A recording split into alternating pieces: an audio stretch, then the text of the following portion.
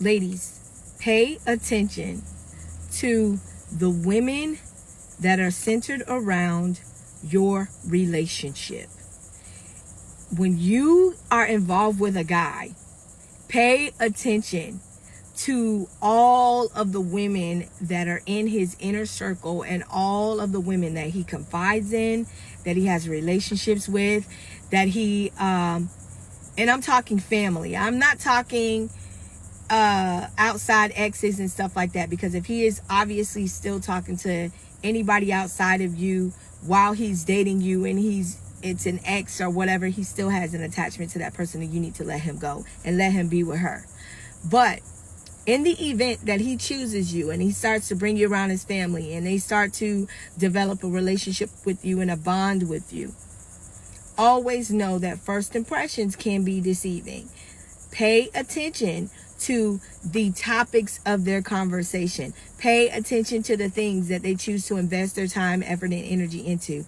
If they are not talking about ways to grow and they're constantly gossiping, or they are talking about each other, that family has trauma.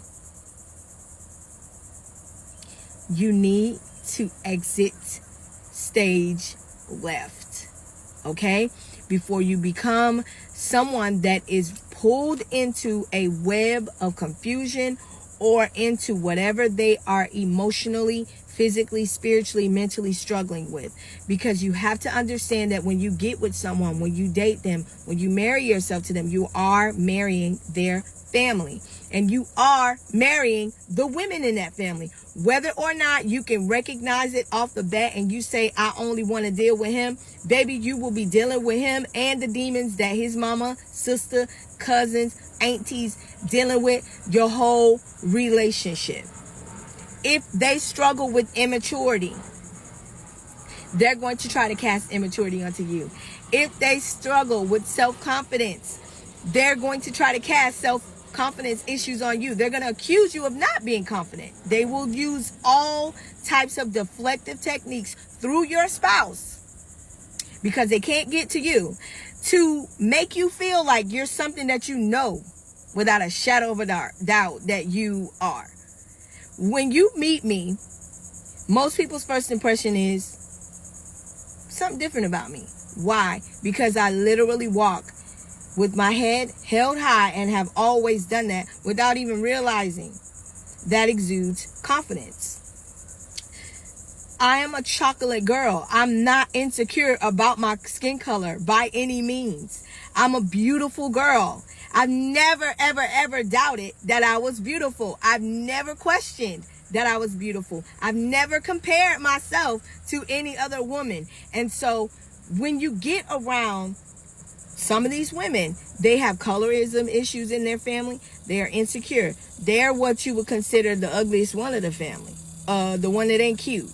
These women sit around in their own families and they have trauma from how they've been treated, how they've been talked bad about amongst their own family members. And what they'll do is they'll find the next pretty girl that's not even with their brother, or the next female in school, and they will deflect onto her what they really wish that she felt, because they see that she's carrying something that they don't understand. How can she be so this? How can she be so that? My family members in my mind told me that to look like this and look like that, or be like this and be like that, meant you were either goofy, lame, ugly, insecure, da-da-da. But she's all of the things that I embody, but I don't walk around like her. I'm not confident like her. I don't have my head held high. What is it about her? Oh, she's fake. Oh, she's insecure. Oh, let me go find somebody that I can think to compare to her, to knock her down a few notches.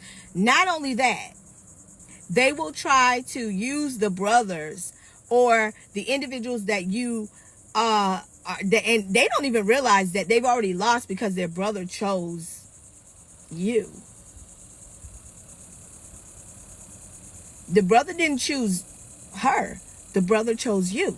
So they already have lost any type of battle when it comes to you emotionally, mentally, spiritually, anything, to try to attack you. The demons that these women you will face in these relationships are the demons that all the women in that family struggle with. And you got to be careful, because as a woman, A woman that is envious of you and jealous of you is the closest to Satan that you will ever get. So you have to remain confident. You have to just know who you are. And I just thank God that I've always known who I am. And I've never given any of them any room to doubt that. But they still want to create scenarios to make me doubt it. Like when I tell you, when I start telling my story to those of you that are following me, you're going to be so shocked at what I've gone through in my marriage, my relationship. And you're going to still be asking yourself, why are you not yet? Why have certain things not yet happened? Because I am entitled to certain things, but I'm allowing God to give me those things in due time, because he's always come through for me miraculously to show individuals that come up against me, this is my child and you will leave her be. When you are walking in your calling and you are actually truthfully walking in who you are and know who you are, nobody and nothing can shake you. You don't compare yourself to people. You mind your business. You're okay living in your own energy, your own essence, who you are.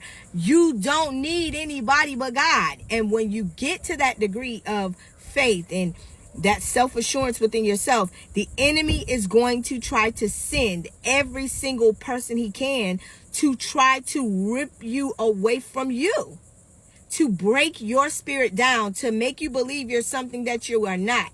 And if you date individuals that come from toxic environments or have had toxic relationships with their peers or the women in their family, or the women in their family have not been the best example of Christ, and they don't even respect the women in their family, baby, you are in for a life of pain and suffering. You better go to God and ask God to deliver you from whatever it is that you have in you that makes you crave somebody that you know is unhealed. You better find some time for you to self-isolate, redirect your attention to yourself, and ask God to place you in a divine position to get you out of that relationship, or at least give you the knowledge to know how to manage through it. Some of us are married, so we can't just leave. But a lot of us are not married. And so those of us that are not, don't bind yourself to relationships and situations that you do not have to bind yourself to yet. Pay attention to the women in that family. If they are not mentally stable, if they are highly emphasizing beauty more so than education, accomplishment, brains, God, Jesus, you are in for a very tumultuous relationship with your partner. Because a lot of these women, and it's kind of sad, they actually depend on the relationships of their brothers, their uncles, their dads, because they're not getting attention outside of those men. And so when another beautiful woman comes along and she pulls that person that person could lean to for emotional support or emotional security, when he chooses you over them and they are reliant and dependent on his energy, you are going to be attacked. And they're going to tell him everything they can tell him. She ain't this, she ain't that. I had conversations with her about this and that. They will lie. Let me tell you one thing about me. Not one member of my husband's family or with any relationship that I have ever been in, when it comes to the women, say that we're cool. And I'm not saying it in the sense to say it's been negative. They don't know me because I mind my business and I stay to myself. So anything that has ever been said about me, pertaining me, that's describing me, if it's negative, they're a hater. If they don't know me, I don't talk to them. I don't spend time with them. I've never conversated with them because I've never needed their energy. I've been okay with mine and mine alone. And their brother or their whoever has given me the attention that I didn't even need. So be careful.